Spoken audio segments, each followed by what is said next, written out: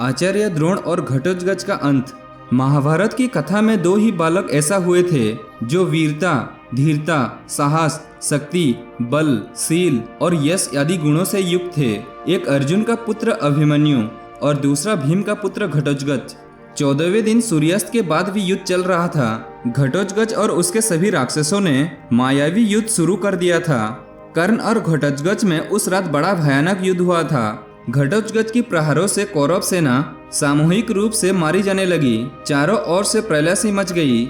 दुर्योधन ये देखकर कर्ण से बोला, कर्ण, इस राक्षस का जैसे भी वध करो, वरना ये भारी तबाही मचा देगा। कर्ण ने क्रोध में भरकर इंद्र की दी हुई शक्ति घटोत्कच पर चला दी। वो नागास्त्र उसने अर्जुन के लिए सुरक्षित रखा हुआ था, परंतु उस समय वो भूल गया। नागास्त्र के प्रयोग से घटोत्कच जमीन पर आ गिरा और मरा गया। घटोत्कच के मारे जाने का समाचार सुनकर पांडवों की दुखी की सीमा ना रही। इतने पर भी युद्ध बंद नहीं हुआ। द्रोणाचार्य के बाणों के तीव्र वोच्छर से पांडवों के असंख्य वीर गजर मूली की तरह कट कट कर गिरते जा रहे थे। पांडव सैनिक भयभीत हो उठा। ऐसे समय में श्री कृष्ण के निर्देश पर भीम ने अश्वत्थामा नामक हाथी को मार डाला और युधिष्ठिर के मुख से उच्चारित कराया कि अश्वत्थामा मारा गया। बाद में धीरे से उन्होंने ये भी कहा, मनुष्य नहीं, हाथी। किंतु उसी समय भीम और पांडवों ने जोर से शंख ध्वनि की, जिससे द्रोणाचार्य ने युधिष्ठिर के अंतिम शब्द को नहीं सुन सके।